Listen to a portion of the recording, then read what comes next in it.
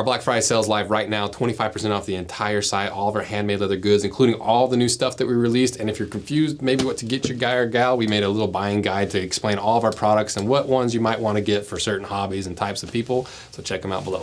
Who makes the better dunk? Is it the Nike Panda Dunk or is it the New Balance 480?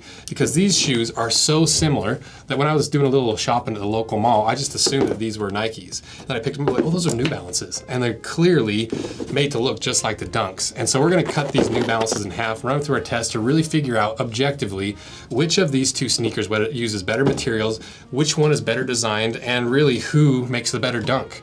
Because a lot of people will say, it doesn't matter because the Nike Dunks are the originals. Like, it doesn't matter if these ones are better because these are the OGs. But I think you might be surprised at the history because up until 1980, basketball shoes were essentially just Converse. You know, they're vulcanized rubber, canvas uppers. There's the big players in the game were Converse, PF Flyers, Keds, all basically making the same kind of shoe. Until 1982 when Nike releases the Air Force One, which is not this, which is really the very first specifically designed for basketball shoe, had some impact resistance in the midsole with the air units, all these things that made the Air Force One one of the most popular sneakers of all time. And the Air Force One ushered in a new wave of basketball technology and shoes, which included New Balance in 1983, who'd mostly been focusing on running shoes, decided to finally make their very first basketball shoe, the 480. This shoe had some similar features to the Air Force One, a little more substance in the sole to help you with that impact resistance, the perforated toe, the basketball paneling. And quick fun fact about the 480, that the Jumping Man logo from Michael Jordan, it comes from a picture of him wearing a pair of 480s. When did the Dunks come on the scene? Well, it wasn't until 1985, 2 years after the 480 release, that Nike finally and officially released the Dunk. So there's an argument to be made that Nike was actually first because the Air Force One clearly inspired this shoe, but then the 480 came before the Dunks. So it's hard to say who invented the style. There's an argument either way. And so that's why I find this interesting and want to really see who makes the better dunk. So what is this shoe? Well, the brand is New Balance. The style is the 480. They weigh 15 ounces. They retail for $89, whereas the Dunks are up to $115. They're made in Indonesia. And the way they position this product is inspired by the original game day silhouette. The 480 is simple, clean, and classic. And if you do want a pair of these, check them out via links in my description. So now let's go layer by layer, see who makes the better dunk, starting with the leather first, because the Nike, as you probably saw from the other videos, Nike leather is rough. It's just really cheap suede a lot of the time with a plastic coating on top that immediately starts separating and get those wrinkles that everyone is so concerned about. But at the end of the day, it still is leather. Versus the New Balance, it looks like it's all leather, but you'd be surprised at how little leather is actually on this sneaker. Because we did the burn test on all the Nikes, it all passed, it's all leather. Versus the New Balances, we burned it, and the pieces that are leather had a pretty heavy top coat on, sizzled and burned off. But there's some fake leather hiding in here because these little white panels in between, those are fake leather. This collar right here in black is fake leather. The N is not leather, but the more structural parts that you want real leather are real leather, like the toe, the bumper, these panels that kind of structure the shoe are real leather. They both are 1.4 to 1.5 millimeters thick, and the puncture test, the Nikes did 120 pounds, so the New Balances did 143 pounds. But when it comes to leather quality, whose is better? Looking at the cross section, looking at the burn tests, everything, puncture tests, I would still lean towards the Nike being better because they're such similar qualities of leather that just having a little bit more leather puts it over the New Balance for me. What about the linings? Well, they're just both sneakers, so they're honestly almost the same material. They're gonna perform the same, so really nothing to say one's better than the other. The insole, on the other hand, Nike's is just a really cheap, like packing foam insole, versus the New Balances, you get an open cell foam that is more like your Ortholite. It's not gonna be as substantial, it bottoms out faster, versus this is gonna give you just a little bit more squish over time. But this open cell is gonna be squishier and softer underfoot initially. I would probably go with the open cell foam out of the two of them. They're both so just standard that it's hard to choose one or the other. As for the actual shape of the toe box, if we line these up, the Nike is slightly wider by 1/4 of an inch, so if you're looking for width in a shoe, you might want to go with the Nikes. So for the lining and insole, there's really not a big enough difference to give a point to one or the other. We did the ball drop test. The Nikes bounced up 14.5 inches, where the New Balances bounced up 14.25 inches. But now that we got that insole out, you can see that lasting material comparing the two of them.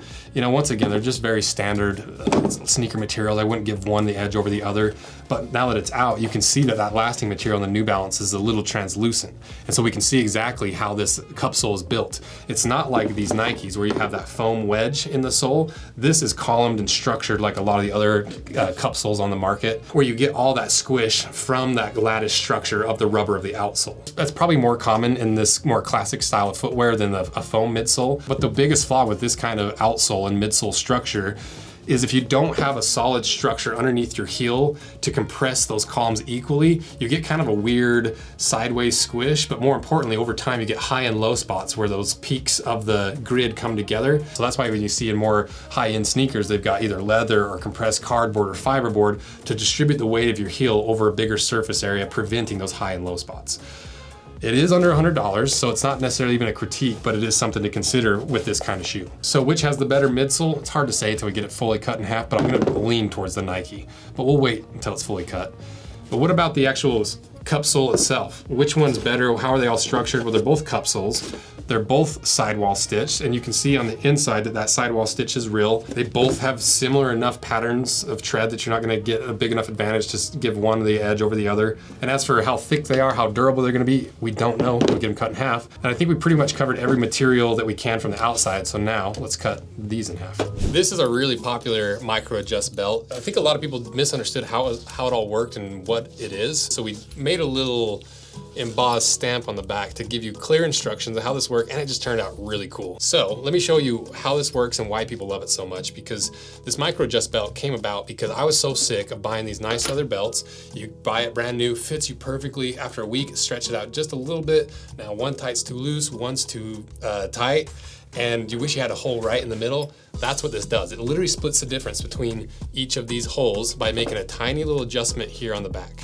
So the way you do that is you take this Allen wrench and you put it into the hex head top part of the Chicago screw. Now we've got them undone.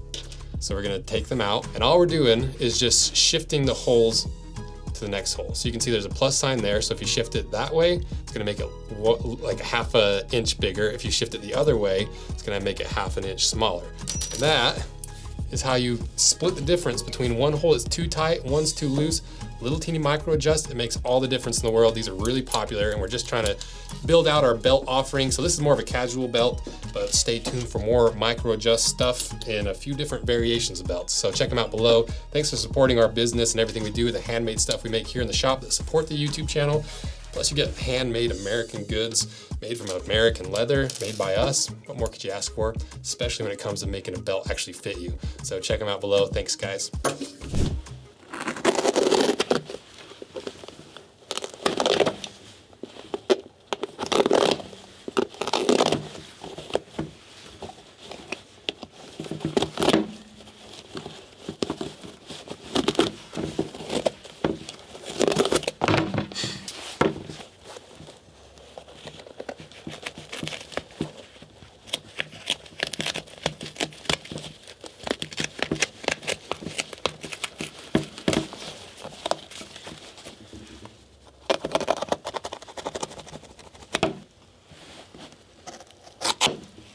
Man, I'm off today. I can't get these center cuts.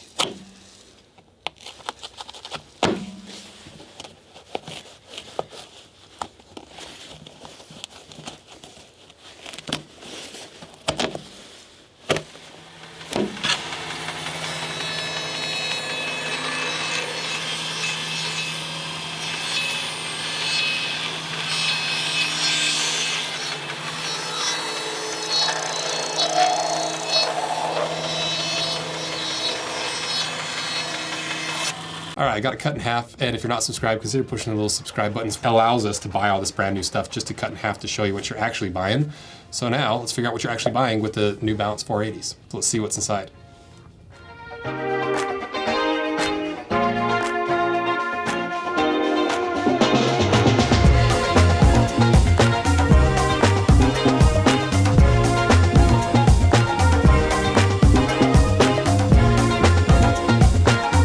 What did we miss on the inside that we couldn't tell from the outside? Well, one thing is the structure of this outsole goes all the way to the toe. And so like I mentioned, over time, as this really open cell foam that bottoms out pretty quickly compresses to a point where it's completely flat and it's lost its rebound, you're gonna be standing on these columns. And it's not gonna cause a lot of pressure, and a lot of people don't even notice it, but to me, if I'm feeling for it, I do notice those high and low spots. And that's because it's missing any kind of structure to equally compress those columns. Versus the Nikes, you've got that wedge of foam going all the way across. It's not as responsive, it might not be as durable over the long term, but it is softer underfoot. You're not gonna have to deal with the high spots and low spots. And that to me is the biggest difference between these two shoes. So which is better? Overall, now that we've seen all the materials, I think the leather on the Nike's better. I think the lining are pretty comparable. I think the insoles are fairly comparable. I might, now that we've talked about the outsole and how this affects it, I'm gonna give the edge to Nike. Midsole, I'd give the edge to Nike. Outsole, now that we've got them cut in half, you can see they're pretty similar in thickness. And I don't like the structure of this, but I'm kind of counting it as the midsole, so I'm trying just to look at the outsole material itself. And so it's really hard to give one the edge over the other, but because of that midsole issue, I still give the edge to Nike. And then finally, the construction technique, how this is built with the strobel stitch, the sidewall stitch, and a cup sole, basically identical on both these sneakers.